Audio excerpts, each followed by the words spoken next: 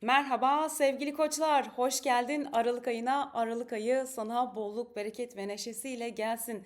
Hemen bakalım Aralık ayı senin için ne demek? Sevgili koç, özellikle yolculuklar, eğitimler ve yeni hedeflere giriş yapacağım bir aya hoş geldin. Sizin burcunuzla başlayacağız aya, koçla gireceğiz ve bu yüzden enerjiniz çok yerinde olacak.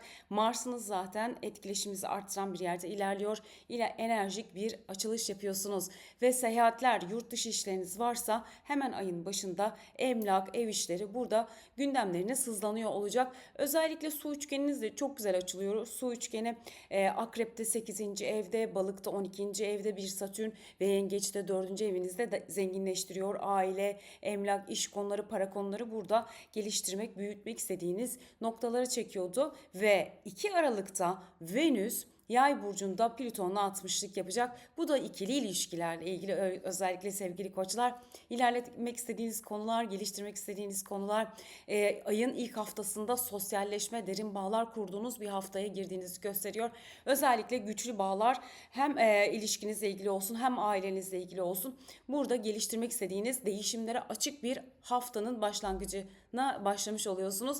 Ve manevi yönden tabii ki duygularınız çok yükseliyor. İşinizde size katkı olacak insanlar, size faydalı olacak kişilerle bir araya gelmek adına ilk hafta çok verimli ve güzel. Para konularında tabii ki bu sosyal bağlantılarda iş arkadaşlarınız ve dostlarınızla beraber güzel bir şekilde ilerlettiğinizi görüyoruz. Tabii ki parasal anlamda şöyle hemen ilk haftaya baktığımızda Ay Boğa'ya doğru ilerlediğinde özellikle Uranüs Boğa burcunda etkileşimini arttıracak. Sizlerle böyle alacak verecek para işleriniz, işte yıl sonu geldi hesaplar yapmak, işte toprak belki kira alıyorsunuz, vergi işleriniz, bunlarla ilgili dönüşleri gerçekleştirebileceğiniz güzel bir ay başlangıcı. Tabii ki burada biraz para artışları, sürpriz çıkışlar olabileceğini de gösteriyor. Burayı dengelemek önemli. Hemen ayın başında sağlık konularına baktığımızda ilk haftalar enerjiniz çok yüksek sevgili koçlar. Sonrasında bu yoğun tempoyla biraz daha dinlenme ihtiyacınız artabilir. Tabii bu sırada solunum yolları, enfeksiyon hastalıkları, biliyorsunuz salgın hastalıklar arttı. Bedeninizi bu anlamda korumak ve desteklemek ilk haftalarda önemli olacak. Ve 5 Aralık İkizler Dolunay'ına geldik. Değişen planlar, parlayan fikirler diyoruz. İkizler Dolunay'ı sizin için tam 3. evinizde gerçekleşecek. Aman efendim çok güzel, etrafınızdaki kişiler, etkileşimleriniz, sohbetleriniz, kardeşiniz, yakın arkadaşlarınızla bu dolunayın ışığı tam burada yansıyacak. Etkileşiminizi, konuşmalarınızı, sohbetinizi arttırıyor. Tabi diğer yandan Merkür de Akrep burcunda para evinizde hareket ediyordu. Paranızı böyle derinlemesine ne yapsam da ne etsem, biraz daha geliştirsem, yatırımlarımı biraz daha arttırsam dediğiniz bir süreçte olacaksınız. Burada tabii ki sürpriz gelişmeler, değişimler, biraz böyle belki alacak verecek borçlarınız vardı. Bunların üzerinde derlediğiniz, toparladığınız bir dolunay olacak açıkçası. Merkür tabii ki burada Uranüs'le beraber böyle geçmiş konularda eğer alacağınız, vereceğiniz varsa sevgili koçlar, bu dolunay size fayda sağlayacak. Hani bir para alacağınız vardır. Bunu almanızı sağlayacaktır. Öte yandan iş geliştirmek, tabii ki Jüpiter'le Merkür'ün çok güzel bir üçgeni var. İşinizi geliştirmek, bir proje yapıyorsunuzdur, değerlendirmek, görüşme yapmak, bunlarla ilgili derin araştırmalar yapma anlamında güzel etkiler sağlayacak. Çevrenizde tabii ki etkileşimi arttırırken bu koşullarda, değişen koşullarda farklı kişiler, yeni kaynaklara yönelmenizi sağlayacak bu ikizler dolunayı. Tabii ki yönetici gezegeni Mars Yay burcunda, sizin yönetici gezegeniniz Mars Yay burcunda, dolunayın yöneticisi tabii ki Merkür'dü bakmıştık. Burada Satürn'le kare etkisi başlıyor. Bu dolunayın desek ki kötü yanları neler peki? Burada biraz böyle hesapta kitapta olmayan bir takım durumlar, bir takım geçmiş ailevi meseleler, belki bir aile büyüğünüzle ilgili geçmiş rahatsızlıklar, burada hesapta kitapta olmayan bir takım durumlar, tutumları size getirebilir bu dolunay. Etrafınızdaki arkadaşlar, belki geçmiş konuşmalar, belki böyle eşinizin alacağı vereceği ile ilgili bir takım geçmiş durumlar sizde biraz baskı yaratabilir. Çünkü bu dolunayın tabii ki pek çok konuda değişen zorluklarla karşılaşacağını gösteren göstergeler var. Burada sizin için en çok 3. evde çalışan bu dolunay özellikle Mars'la beraber burada işlerinizi düzenlemek, toparlamak, burada sizi zorlayan, baskılayan konularla ilgili gelişmeleri, girişimleri arttırdığınız, zorluklara rağmen bunların üzerine gidip tamamlayabileceğiniz bir dönemi anlatıyor. Tabii ki Güneş ay düğümleriyle kare. Bu da karmik ve kadersel anlamda işte pek çok karşılaşmalar, yüzleşmeler, bir takım değişen durumları da getirebileceğini gösteriyor. Burada tabii bakacak olursak sizin için kişisel tercihleriniz, hani bir şeye karar vereceğiniz, bunu devam ettirmek. Hedefleriniz, belki iş başvurusu yaptınız, burada işle ilgili, hedeflerinizle ilgili bunlarla dönüş bekliyorsunuz. Burada tabii ki kare yapacak. Yani evet, belki size bir iş dönüşümü olacak ama burada sizi zorlayacak. Karmik ve kadersel dediğimiz bu işe baş koydunuz ama yükümlülükleri fazla. Acaba bunu göze alabilecek miyim? Bunlarla ilgili inisiyatifleriniz ve tercihleriniz ön plana gelecek. Yani burada zorlu seçimler aslında sizi ileriye taşıyacak olan değişimi de beraberinde getiriyor diyor. Burada tabii ki hem para anlamında hem ikili ilişkilerde farklı yerlerde farklı kişilerle bir araya gelebilirsiniz sevgili koçlar. Sevgili koçlar, kimi koçlar için sevgi, aşk konularına şöyle baktığımızda şanslı bir dönemde olduğunu görüyoruz. Yükselen koçlar, koç burçları, yeni katılacağınız sosyal ortamlar, belki hali hazırda arkadaşlarınız grupları içerisinde bir takım kişilerle görüşmeler, yine burada karşılaşmalar, eğitim, seminer, yurt dışı, bu gibi işler olmuş olabilir. Tesadüfen tanışma ihtimali çok yüksek olacak bu dolunayda. Farklı ortamlarda, farklı kişilerle tanışma enerjisi çok yüksek. Aralık ayında zaten yıl sonu geliyor.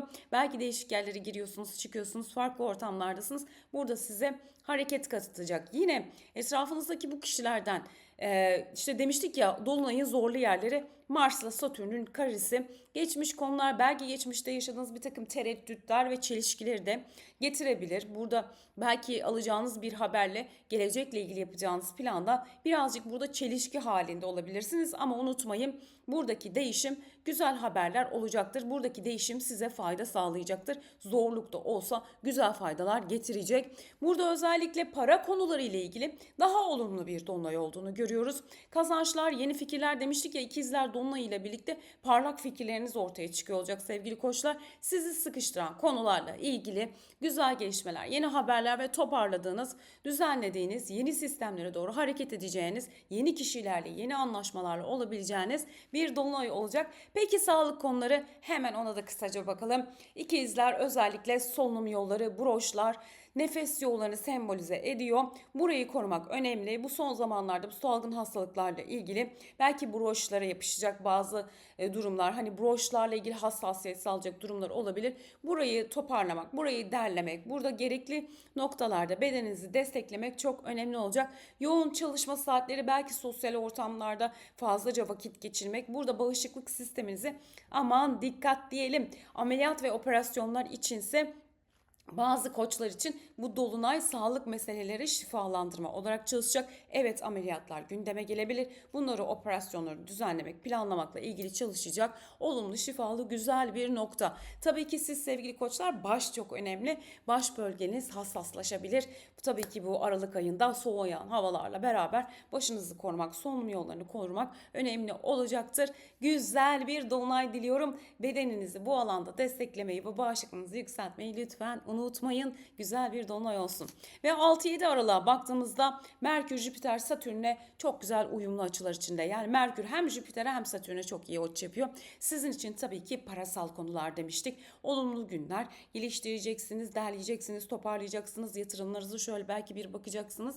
Bu anlamda olumlu. Yine sağlık konusunda ameliyatlar, bunlarla ilgili, operasyonlarla ilgili güzel gelişmeler içinde olacağınızı görüyoruz. Bunları düzenlemek, kalıcı vadede, uzun vadede sağlığınızı, pek çok gündemi toparlamak için olumlu süreçlerde olacaksınız. Burada yine miras konuları, toprak konuları, davalar, eşinizin parası, bu gibi işleriniz varsa burada da yine olumlu, kalıcı, güzel dönüşümleri sağladığınız yeni projeler, yeni duyurular içinse olumlu olacaktır. Burada güzel haberleri getirmesini temenni ediyorum. Ve 9-10 Aralık Mars Satürn karesi başlıyor. Evet, geldik, birazcık zorlu, bunalımlı, sıkıntılı günlere geldik maalesef. Ayın tabii ki başı daha olumlu, ikizler dolunayıyla pek çok konunun değiştiğini farkına varıyoruz. Ve 9-10 Aralık'tan itibaren Mars Satürn karesi başlıyor.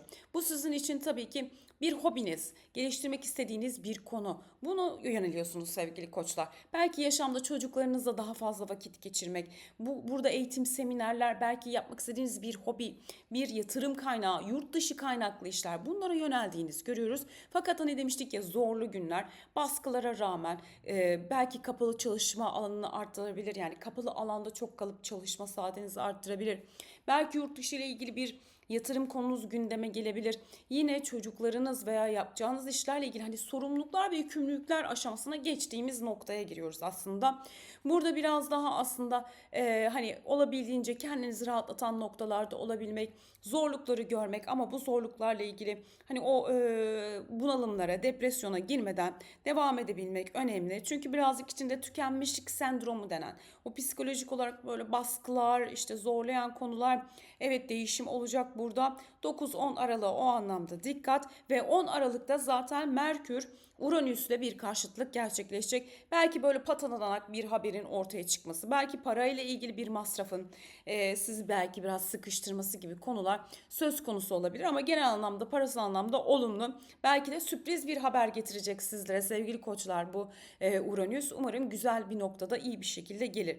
Ve tabii ki 10 Aralık'ta yine baktığımızda Neptün Balık burcunda artık ileri hareketine geçecek. Biliyorsunuz Satürn'le beraber ilerliyordu. Burada Satürn'le beraber tüm konuları, tüm derin duygusal noktaları, artık karmik sonlanmalar demiştik. Yılın sonunda da ileri hareketine giderek artık burada sizin için illüzyonları kaldıracak. Yani 12. evde planlar, programlar, neyi hayal ettiniz, neyi beklediniz, neyi idealize ettiniz, geçmiş konular, burada netleştiremediğiniz tüm konuları artık Neptün diyecek ki olumlu yönden tamamlıyoruz. Buradaki duygularla ilgili, tüm hissettiğimiz zorluklarla ilgili bunlara artık aşina olduk ve artık her alanda, özellikle parasal, miras alanları, çünkü burada Merkürle Neptün olumlu açı yaparak girecek.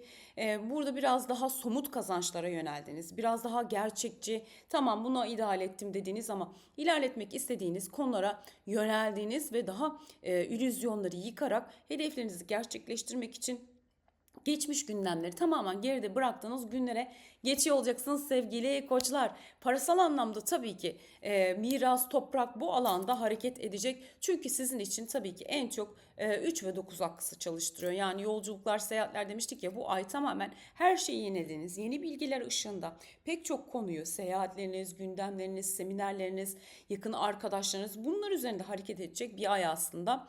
Ve 12 Aralık'a baktığımızda Merkür artık Yay burcuna geçiyor. Tabii ki Merkür biliyorsunuz iletişim gezegeni diyoruz. Yay da artık size 9. evde artık gezersiniz, yurt dışı konuları, pek çok konuda hızlanan haberler. Belki davalarınız, birçok belki yapmak istediğiniz kağıt, evrak işiniz, yurt dışı işiniz vardı.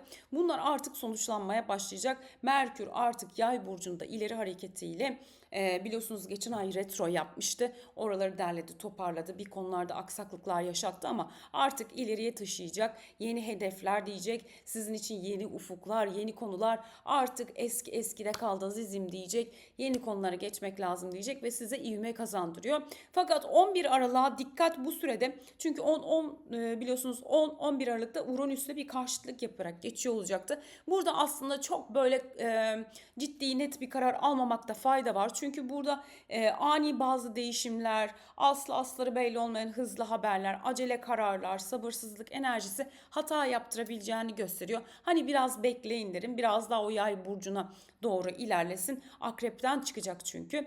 Burada tabii ki sizin için hedefler, para durumları burada geliştirmek, belki paranızla ilgili önemli bir haber ortaya çıkabilir. İnşallah güzel, olumlu güzel haberlerle gelsin.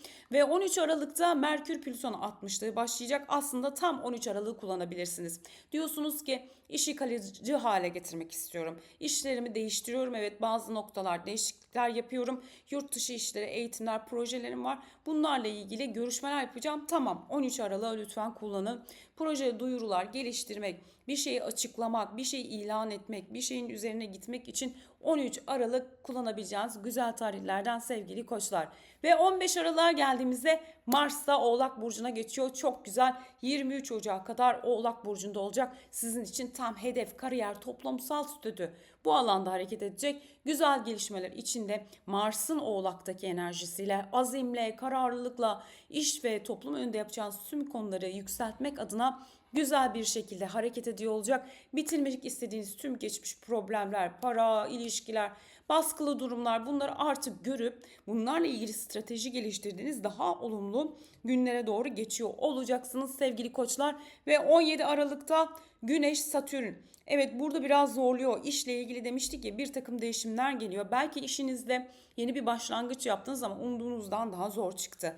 Veya işinizi artık bırakmak istiyorsunuz. O otorite figürler, bunalımını zorlayan konularla ilgili artık 17 Aralık'ta biraz daha bunlarla hani böyle mücadele halinde olacağınız bir sürede olacaksınız.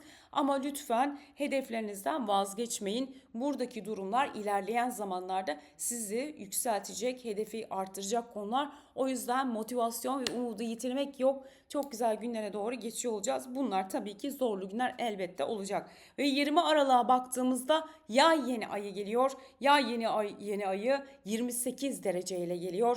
Kararlılıkla kara günlerin üstesinden gelmeyeni ayı diyoruz. Tam bir yay ve sizin için 9. evde gerçekleşecek yay yeni ayı. Yurt dışı işleriniz, gelecekle ilgili konular, planlarınız manevi yönden oldukça olumlu ve sizi ilham kaynaklarıyla yükselten bir yeni ay olacak. Özellikle ev, emlak, toprak işleriniz, aile yaşamınız üst seviyeye çıkarmak, onlarla ilgili kararlarınızı gerçekleştirmek ve sizin için aslında zorlu koşullarda dahi olsa motivasyonunuzun yüksek olduğu ve geliştirebileceğiniz güzel bir yay yeni ayı. Tabii ki Aralık ayının sonunda artık tamamen ev konularınız, tüm kendi içsel pek çok konuda yenilenme, malınız, mülkünüz, paranız, kendi duygularınızla ilgili olumlu motivasyonunuzu arttıracak yay yeni ayı ile beraberiz ve burada başkalarıyla ilgili ilişkinizde, iletişimlerinizde, tüm konularda sizi yaralayan, maddi manevi zorlayan konularla ilgili artık geride bıraktığınız ve yeni bağlar kurmaya doğru ilerlediğiniz bir yay yeni ay olacak. Umarım güzelliği bolluğuyla gelir. Belki bir ev sahibi olma, yurt dışında belki bir ev sahibi olma, belki de kendi bulunduğunuz evi geliştirme, büyütme. Bu anlamda iyimser, güzel iletişimsel yönlerinizin güçlü çalışacağı bir yeni ay olacak. Aile bireyleriyle güzel, kendinizle ilgili yenilikler yapmak adına da olumlu. Merkür ay düğümleriyle kare. Evet, bu yeni ayın olumsuz açılarından çok fazla iletişim trafiği olabilir. Burada duygu ve düşüncelerinizle, gelecekle geçmişte yapmış olduğunuz işlerle ilgili böyle kafa karışıklıkları verebilir. Burada tabii ki karmik ve kadersel anlamda dediğimiz haberler, iletişimler. Evet, hani orada zorlu bir haberdir ama sizin için aslında o zorlu haber ileride yapacağınız bir iş için hayırlısı değilse derler ya, olmamasını nedeni getiriyor olur. Bu haberi getirir, yani olmadığı haberini getirir ama ileride bir işiniz için iyi ki de olmamış diyeceğiniz gibi. Böyle bir takım plan program değişiklikleri gerçekleşebilir. Bir yere gitmeye karar veriyorsunuzdur. Sonra dersiniz ki iyi ki oraya gitmedim. Yani Allah muhafaza diyelim, çekelim kulağımızı. Hani kararlı, azimli olacağınız ama hani o haber iyi ki de böyle gerçekleşti. İyi ki de oraya işte organizasyona dahil olmadım. Hiç sevmediğim o kişi de buraya gelmiş. Daha kötü olurdu. İyi ki burada kalmışım gibi. Bu gibi etkiler getiriyor ve tabii ki öte yandan tamamen tabii ki sizin 4. ev olduğu için aile gündemleri, aile bireyleri, buradaki konuşmalar, bunlarla ilgili enerjiyi büyütecek.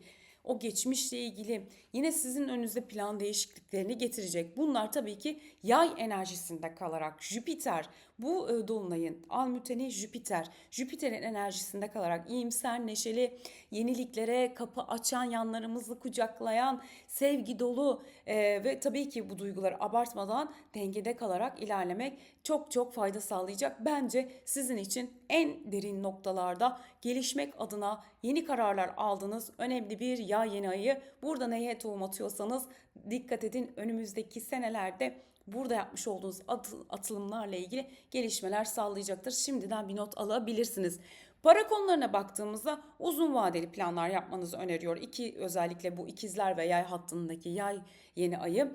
Yıl sonu planlar yapıyorsunuz. Elinize belli bir miktar geçti. Hayal ettiğiniz gibi olmayan belki durumlar ortaya çıktı. Parasal anlamda geliştirici, kendinizi yönlendirici, hani o parayı arttırmakla ilgili, ikili ilişkilerle ilgili, yeni konulara dahil olmakla ilgili parasal anlamda, bu anlamda şanslı ve verimli bir döneme doğru gideceğinizi gösteriyor.